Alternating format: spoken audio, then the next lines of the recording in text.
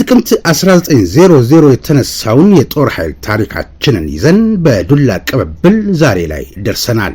ይህ ሞርስ ኮሙኒኬሽን ነው። የኢትዮጵያን ሉዓላዊ ግዛት እየጠበቀና እያስከበረ ዛሬ ላይ ያደረሰውን ትናንት ደሙን ያፈሰሰ አጥንቱን የከሰከሰውን እያመሰገንን ታሪኩን እየተረክን የፈጸመውን ጀብድ እየዘከርን ለዛሬው የጦር ኃይል ብርታት እንዲሆነው እያደረግን ለነገው ተተኪ ጀግንነትን እንዲወርስ ተግተን እንሰራለን። ጀግናን ማመስገን ጀግናን መፍጠር። የተወደዳችሁ የሞርስ ቤተሰቦች ይህ የሞርስ ፌርማታ ነው። በሞርስ ፌርማታ ላይ አንተን ወዳጄንና አብዝቼ የምወዳቸውን ታናናሽ እህቶቼና ወንድሞቼን ሳገኝ በእጅጉ ደስ ይለኛል።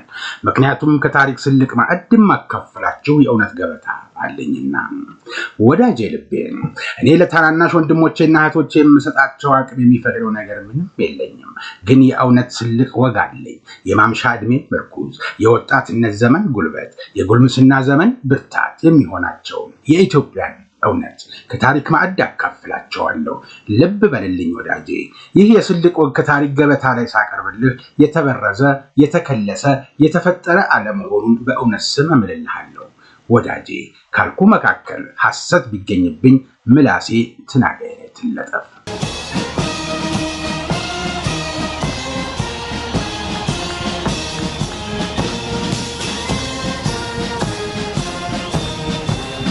አብዝቼ የምወዳችሁ የሞርስ ቤተሰቦች ከእናንተ ጋር ሆነን እናንተን ይዘን እንቀጥላለን። ወንዙ ቢሞላ ታሻግሩኛላችሁ፣ ማዕበል ቢነሳ እስከሚያልፍ በጉያችሁ ትሸፍኑኛላችሁ፣ ቢደክመኝ ታበረቱኛላችሁ፣ ሐሩር ቢሆን ከለላ ትሆኑኛላችሁ፣ ምን እዶፍ ቢወርድ ታስጠልሉኛላችሁ፣ ልሻገር ብፈልግ ድልድይ ትሰሩልኛላችሁ፣ ከወገኔ ጋር ለመገናኘት ብሔርተኞች የገነቡትን የመለያየት ግንብ ታፈርሱልኛላችሁ፣ የራበኝን የሰው ፍቅር ከሰው ጋር አድርጋችሁኝ በፍቅር እንድሞላ ታደርጋላችሁ፣ የአገር አድባር ሽማግሌ ሆናችሁ የተራራቁትን ወገኖቼን አቀራርባችሁ ሰላማቸውን አብዝታችሁ ታስደስቱኛላችሁ፣ በፍቅርና በሰላም እጦት የፈሰሰ እንባ ታብሳላችሁ፣ ስለ ሰው ልጅ ሰላም፣ ስለ ሰው ፍቅር፣ ስለ አገር አንድነት በየሃይማኖታችሁ ሆናችሁ ትጸልያላችሁ። እኔ ደግሞ በጸሎታችሁ ወጥቼ እገባለሁ፣ ተኝቼ ነቃለሁ። እናንተ እያላችሁ የምሰጋበት ነገር የለምና እድሜ ከጤና ይስጣችሁ፣ ኑሩልኝ። በእርግጥም እናንተ የሞርስ ቤተሰቦች ክብረት ይስጥልኝ። ለሰራዊቱ የጀርባ አጥንት ነች፣ ለአለቃ ጆሮ ነች። ይህ ሞርስ ነው የሚያዘጋጀው። ወንድም ኢዮብ ደመቀ ነው። ዳዳ ዳዳዳ ድዳድ ዳድድዳ። ባለፈው የሻለቃ ጸጋዬን የጉዞ ማስታወሻ መነሻ አድርገን በጦር ትምህርት ቤቱ ቅጥር ግቢ ውስጥ ከአውሮፕላን የተወረወረ ሰው ቅርጽ ገላጭ የሆነ ሐውልት በማስታወሻነት የሚስተዋልበት መሆኑና ሐውልቱም የኮሎኔል በላይ ኃይለ አብ መሆኑን ከስጋ ዘመዶቻቸው ጋር የነበረንን ቃለ ምልልስ አቅርበን ታሪክን የኋሊት ኮምኩመን ነበር። ሻለቃ ጸጋዬ የጉዞ ማስታወሻቸውን አላጠናቀቁም ነበርና ዛሬ በይደር ወዳ ቆየነው የሆለታ ጦር ገነት ትምህርት ቤት የጥቁር አንበሳ ጦር ምስረታ የነበረውን ተጋድሎ፣ የጠላትን ጭካኔ፣ የኢትዮጵያውያንን አልበገር ባይነት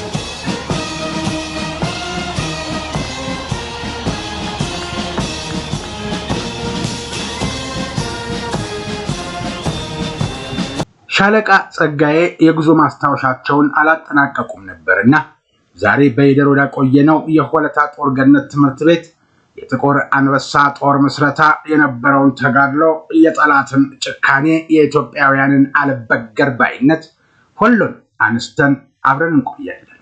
እናንተ ላይክ፣ ሰብስክራይብ፣ ሼር በማድረግ ሌሎች ቤተሰቦችን እንድናፈራ አግዙን። ሐሳብ አስተያየት ቢኖራችሁ በሞባይል ስልክ ቁጥር 0911698322 ደውሉልን ወይም በኢሜል አድራሻችን john8465@gmail.com ላይ መልእክት አስቀምጡልን።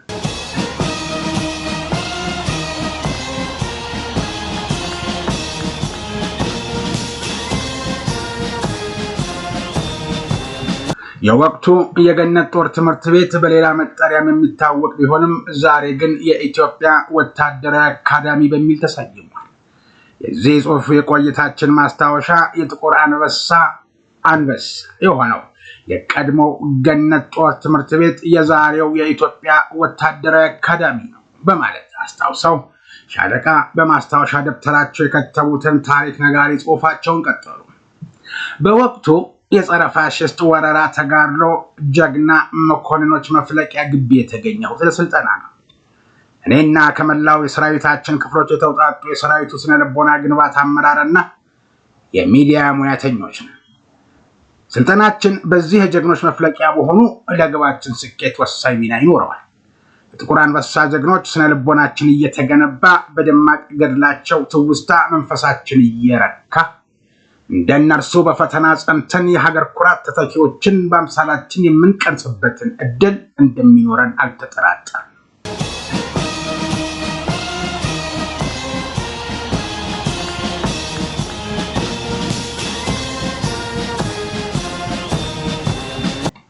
ዛሬ የጥቁር አንበሳ ጀግኖቹ በዚህ ግቢ አይኖሩ እንጂ መንፈሳቸው አልጠፋም። ታሪክና ገድላቸው በግቢው አየርና በሰው ላይ ሰፍሮ ጀግንነትን ያወርሳል። አንድነትን ፈጥሮ ውስጥን በሀገር ፍቅር ይሞላል። በእርግጥም የጀግንነታቸው ምንጩ የድላቸው ምክንያቱ ቢዳሰስ አንድነትና የሀገር ፍቅራቸው መሆኑ ጥርጥር የለውም። እኛም እዚህ የተገኘነው በአንድነት ነበር፣ ለአንድ ዓላማ ስኬትና ግብ። ሰራዊታችንም እንዲሁ ተልዕኮና ህይወቱ የጋራ ነው። የግልና የተናጠል ግዳጅና ግብ አይኖረውም። ግዳጁ አንድ፣ ግቡም የጋራ ነው። እኔም የጥቁር አንበሳ መፍለቂያ ካምፕ ቆይታዬን ሳካፍል ብዙውን እንደ አንድ በመቁጠር የምስረታ ስሙ ገነት ጦር ትምህርት ቤት ሲሆን ዛሬ ላይ በአካዳሚነት አድጎ የኢትዮጵያ ወታደራዊ አካዳሚ የሚል ስያሜን አግኝቷል። የኢትዮጵያ ወታደራዊ አካዳሚ መገኛ ሆለታ ገነት ነው። ከመዲናችን አዲስ አበባ 40 ኪሎ ሜትር አካባቢ ይሆናል። ወደ ሆለታ ገነት በምዕራብ አቅጣጫ በሁለት በኩል ከአዲስ አበባ መውጣት ይቻላል። በቀድሞው ርቀቷ 44 ኪሎ ሜትር ተጉዘህ ወደ ግራ ስትታጠፍ የኢትዮጵያ ወታደራዊ አካዳሚ እንኳን ደህና መጡ ብሎ ይቀበላል።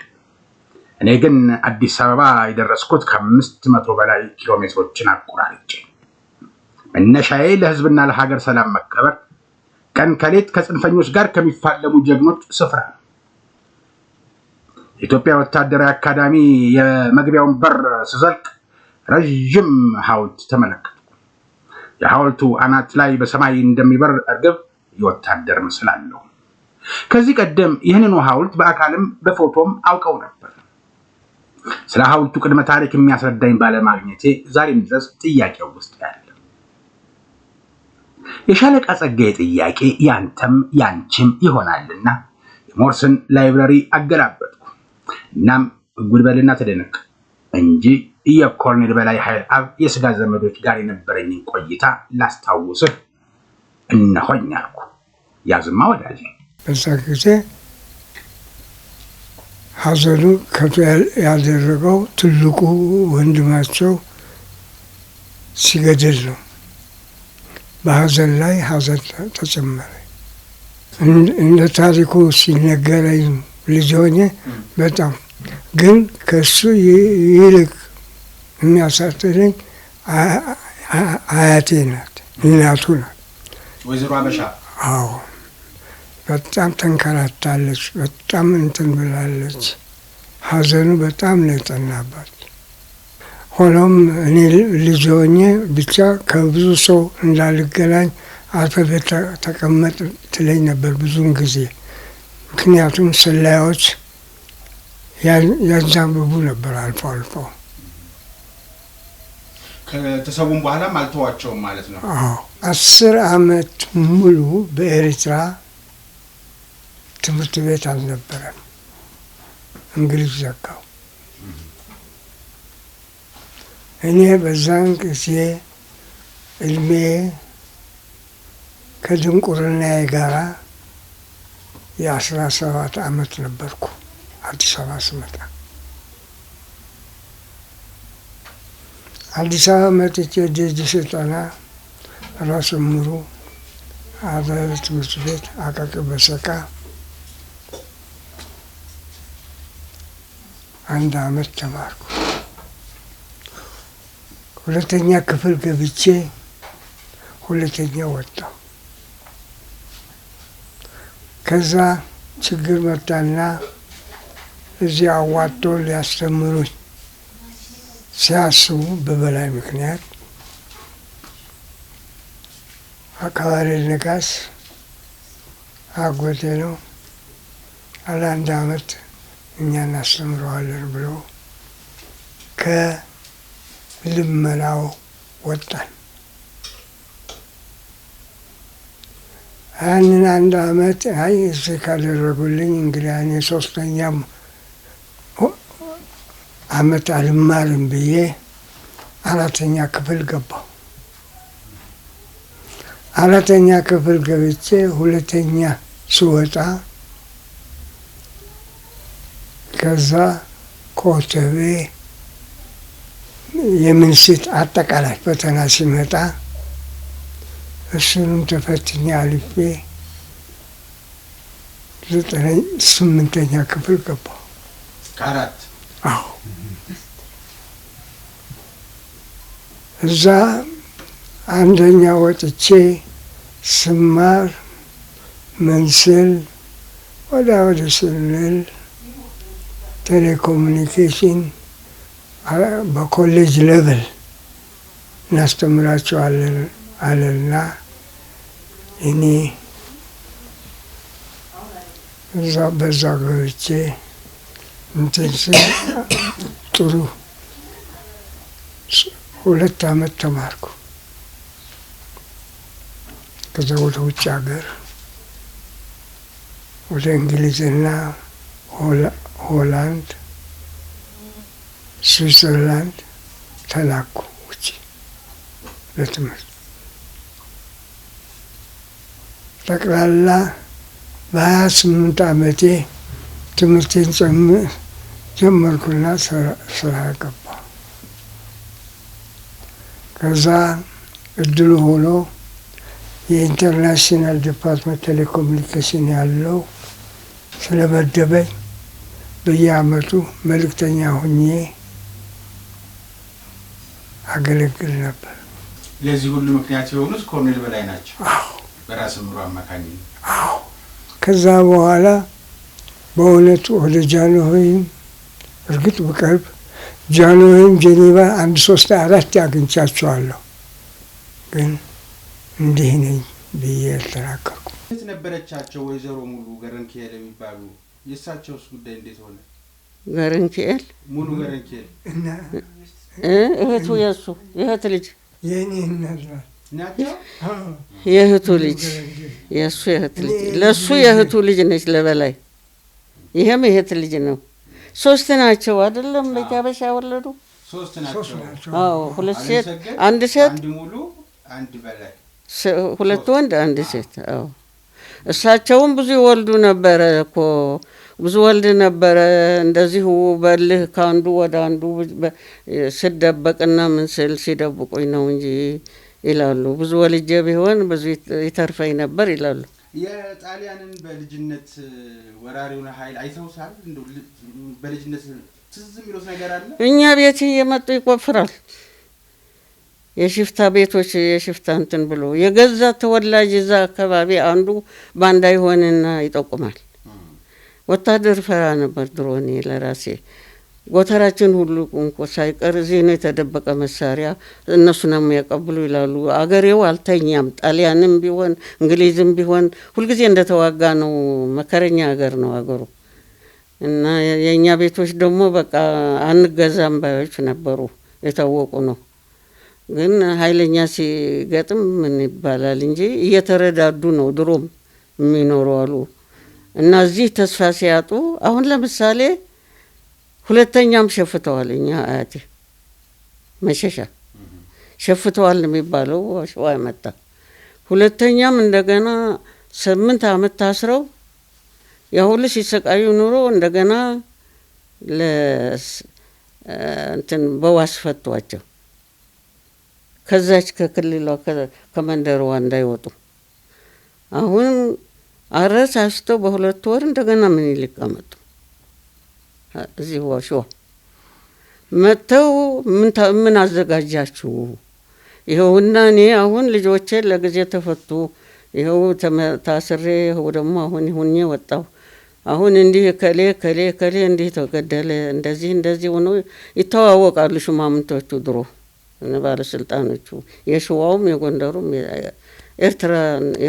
ኤርትራ ይባላል አሁን እንጂ አንድ ነው የነበረ አሁን እና አሁን ምን ተዘጋጀ እንዘጋጃለን ለዓለምም እየጠየቅን ነው ምናምን ብለው ተስፋ እየሰጡ ነበር የሚሰደው የሚልኳቸው የመጣ ሁሉ ይመጡልናል ብለው ነው የምንጠብቀው ይላሉ አሁን ምን ተሰራ ምን ተዘጋጀ አሁን ድንበር ላይ ሆነን እንዲህ እንድናሆን ሲሉ አይ ልጄ አሁን ይሄ ተደራጅተዋል አንችለውም እንዲያው አሁን እናንተ ረጋበሉና ትንሽ ተረጋጉና ተመሳስላችሁ ቆዩ እናስ እንዘጋጅ እንመጣለን አሁን ምንም አልተዘጋጀንም ሲሏቸው ተናደው ተመልሰው መጡ ጣሊያን አላወቀም ምስጢር ቤተሰቡ ግን ያውቃል ተመልሰው መጡ አሁን ወንድ ልጅ ተወለደ ለሰራዊቱ የጀርባ አጥንት ነች ለአለቃ ጆሮ ነች ይህ ሞርስ ነው የሚያዘጋጀው ወንድም ኢዮብ ደመቀ ነው ዳዳ ድዳድዳ በህዝብ ዘንድ በስፋት የሚታወቁ ብቁ የጦር መሪዎችን ብናነሳ እንኳን ሌተናል ጀነራል አማን አምዶም ሜጀር ጀነራል ሙሉጌታ ቦሊና ሜጀር ጀነራል ተፈሪ በንቲ እንዲሁም ኮሎኔል መንግስቱ ኃይለማርያም በኢትዮጵያ ወታደራዊ አካዳሚ የተማሩ ናቸው እነዚህ ሁሉ ከኢትዮጵያ ወታደራዊ አካዳሚ ዕውቀትን ቀስመው በተሰለፉበት የውትድርና መስክ ታሪክ የጻፉ መኮንኖች ናቸው የቀድሞ የፌደሪ ፕሬዝዳንት መቶ አለቃ ግርማ ወልደ ጊዮርጊስም የዚሁ አካዳሚ ፍሬ መሆናቸው ማይረሳ በአምስተኛ ክፍል የአማርኛ መጽሐፍ ላይ ታሪኩን አንብበው ይሆናል በቃላቸው ታሪኩን ሸምድደው ገድሉ እስከዛሬ ድረስ በውስጣችን የሚመላለስ የኛ ዘመን ትውልዶች ቀላል አይደለም ያለፉ የጀግንነት ገድሎችንና ጀግኖቻችንን ከታሪክ መዛግብት ያራቅንበት ዘመን ትውልዶች ስለዚህ ጀግና ባያውቁ አይፈረድባቸው ከመማሪያ መጽሐፍቶቻችን ተሰርዘው ከኪነ ጥበባዊ ውጤቶቻችን ርቀዋልና ስለ ጀግኖቹ የማወቅ እድሉ አይኖርም ተስፋ ከሚያስቆርጥ ድቅድቅ እስር ቤት ውስጥ በታላቅ ብልሃት አመልጦ ነጮችን ለትግል መምራት የቻለ ጽኑ ወታደር አብዲሳ አጋም የዚሁ ጦር ትምህርት ቤት ፍሬ ነው አካዳሚው ዛሬም እንደ ትናንት ሁሉ የነገ ወታደራዊ መሪዎችን የማፍራት ስራ ላይ ተጠምዷል በጥቁር አንበሳ አምሳል የተቀረጹ ለሀገር ሉዓላዊነትና ለህዝቦች ክብር በጽናት የሚታገሉ ወጣት መኮንኖችን ያበቃል የእጩ መኮንኖቹ ወኔ ዲሲፕሊንና ሞራል የነገን ተስፋ ይሰንቃል ሀገር ለመበተን የሚሯሯጡ አሸባሪዎችን ለመመከት ሰራዊታችን በእውቀትና በጥበብ መርተው ለድል የሚያበቁ እጩ መኮንኖችን ማየት ስነልቦናን ይገነባል አካዳሚው የትናንት ጀግኖችን ገድል እየተደነቁ ዛሬዎቹ ተተኪ እጩ መኮንኖች ሞራል እየተገነባው ስልጠናችን ቀጥሏል በአካዳሚው ቆይታዬ በስልጠና ካገኘሁት አቅም እኩል በርካታ ታሪኮችን ማወቅ ካየኋቸው ታሪኮች ሳላጋራህ ባልፍ ንፉግነት ይሆንብኛል ብዬ ትንሽ ላካፍል ወደድኩ መቼም አካዳሚው የቀድሞውን መጠሪያ ስሙን እንዴት አገኘ ብለህ መጠየቅ አይቀርም አይደል ከብረት ቆሎ መጽሐፍ እንዳነበብኩት ከሆነ ዳግማዊ አፄ ምኒልክ ሆለታ ላይ ቤተመንግስታቸውን የመሰረቱት ከዛሬ 124 ዓመታት በፊት በ1893 ዓመተ ምህረት ነበር እናም ቤተመንግስታቸው የምታምር የሳር ቤት አሰርተው ባላባቶችና ሌሎች እንግዶች ሲመጡ ያርፉባት ነበር ቤቷ ምቾት ያላትና ጸጥታ የሰፈነባት ስለነበረች ገነት የሚል ስያሜ ተሰጣት ገነት ጦር ትምህርት ቤት የሚለው ስያሜም ለጎጆ ቤቷ ከተሰጣት ስያሜ የተወሰደ እንደሆነ መጽሐፉ ያትታል ከትምህርት ቤቱ በተጨማሪ ለከተማዋ መጠሪያም ሆለታ በሚለው ላይ ሆለታ ገነት የሚለውን ስያሜም እንድታገኝ ያደረጋት ስለመሆኑም በታሪኩ ላይ ተገልጿል ዛሬም ድረስ ያቺ ጎጆ ቅርሷ ባይኖርም ቤቷ አርፋበት የነበረው ቦታ በክብር ታጥሮ ይገኛል አካዳሚው ውስጥ 124 ዓመታትን ያስቆጠረው የዳግማዊ አፄ ምኒልክ ቤተመንግስት ያለ ሲሆን ተንቀሳቀሼ መጎብኘቱን እድል አግኝቻለሁ በዚሁ አጋጣሚ የኢትዮጵያ ወታደራዊ አካዳሚ ወታደራዊ ሳይንስ ብቻ ሳይሆን ታሪክንም የምታውቅበት ቦታ መሆኑን ሳልጠቁም አላልፍም ያሉት ሻለቃ ጸጋይ ከቤተ መንግስቱ በተጨማሪ አስናቀ በሚል የሚታወቅ ዕድሜ ጠገብ አዳራሽን በዚሁ አካዳሚ ውስጥ ታገኛለህ ሲሉ ቀጥላል። ለምን አስናቀ ተባለ ለሚለው ጥያቄ መልስ ካሻህ ደግሞ የወሎ አይጠየፍ አዳራሽ ለምን አይጠየፍ ተባለ የሚል ጥያቄ ማንሳት እንደሚገባ በመግለጽ መልሱም ንጉሱ አስናቀ የሚለውን ስያሜ ስለወደዱት የሰጡት ስያሜ መሆኑ በታሪክ ተመዝግቧል። ይህን እንደ ቦነስ ላክልልህና የቆይታ ማስታወሻዬን ላብቃ አሉ ሻለቃ ጸጋዬ ገብሬ። በአካዳሚ ውስጥ የምታያቸው የመምህራን መኖሪያ ህንፃዎች፣ የመኮንኖች መዝናኛ ክበብ፣ የእጩ መኮንኖችና የመማሪያ ክፍሎች እንዲሁም መመገቢያ ቤቶች የተሰየሙት በጥቁር አንበሳ ጀግኖች ሲሆን አሁን እየተዘነጉ ያሉበት ሁኔታ አለና የጀግኖችን ስም አሁንም ማደስ የሚጠበቅብን አይመስልም? እነዚህ ስፍራዎች በእነ ሌተና ኮሎኔል በላይ ኃይለ አብ፣ ሻለቃ ዘውድነህ ኃይሌ፣ ሻምበል ሳሙኤል ይገዙ፣ ሻምበል ጣሰው አይችለውምና ሻምበል ለማ አባይሬ የጥቁር አንበሳ ጀግኖች እንዲያስታውሱ ተብሎ ስፍራዎቹ የተሰየሙላቸው ጀግኖች ናቸው። የአካዳሚው ቤቶችና ስነ ህንፃዎች እያንዳንዳቸው ከ100 ዓመታት በላይ ዕድሜ ያስቆጠሩ የታሪክ ትሩፋቶች ናቸው። ጀግኖቹ የፈለቁባቸው ዛሬም ተተኪዎችን በማፍራት ላይ የሚገኙ እነዚህን የሀገር ቅርሶች ተንከባክቦ ለነገው ትውልድ ማስተላለፍ ሌላኛው ኃላፊነት መሆኑንም አይቻለሁ። በአካዳሚው በየወቅቱ የተፈጠሩ ጀግኖች ታሪክ ለእኛ ጀግንነት መሰረት ሆነው እኔም ከጀግንነታቸው ተቋድሻለሁ። በገድሎቻቸው ኮርቼ ለነገ ግዳጅ ታላቅ ስንቅን ሰንቄያለሁ። ከድንቅ ጽናታቸው ብርታትን ወርሼ ለላቀ ስኬት የሥነ ልቦና ግንባታ አቅሜን አዳብሬያለሁ። የዛሬ እና የነገ ባላደራ እጩ መኮንኖቻችንም ለቀጣይ የሰራዊት ግንባታችን የሚፈጥሩትን አወንታዊ አስተዋጽኦ ገምቼ ብቃታቸው አኩርቶኛል። ሀገርን ከፋሽስት ወረራ ተከላክለው ያልተደፈረች ኢትዮጵያን ያስረከቡልን ጀግኖች አደራ ማስቀጠል የኔና የጓዶቼ ኃላፊነት መሆኑን ስረዳ ከእነርሱ ግዳጅ ይልቅ የኛ መቅለሉን በመረዳት አሉ። በመጨረሻ ሰላም ለሀገራችን ተመኝተው ሻለቃ ጸጋዬ ማስታወሻቸው አጠናቀቁ።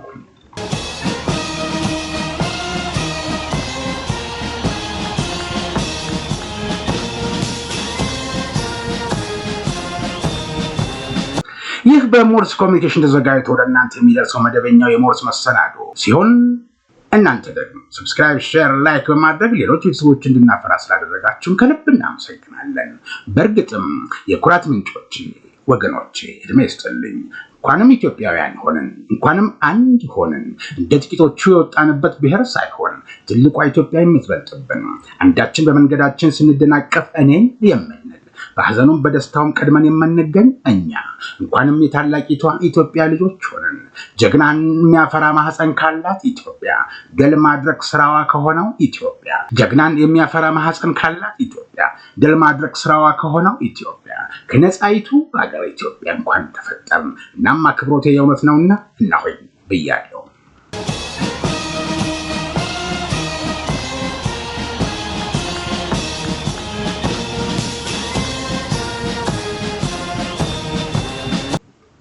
ወዳጄ ልቤ አሁን የምናየው ነገር ሁሉ ይቀየራል።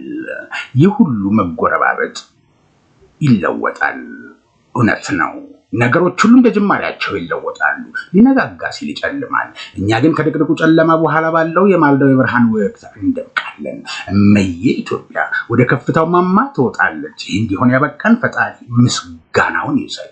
በመቀጠል ለመላው መለዮ ለባሽ መከላከያ ሰራዊት፣ የፌዴራል ፖሊስ፣ የክልል ፖሊስ አባላት፣ የሚኒሻ አባላትና ኢትዮጵያ በታመመች ጊዜ ሊያከማት በደከማት ጊዜ ሊያሳርፋት ከመከላከያ ሰራዊት ጋር በመሆን ኢትዮጵያን ላሉ ኢትዮጵያውያን እንዲሁም ደጀን ለነበረው ወገን ደግሞ ክብሩን ከነሞገሱ ይሰዱ።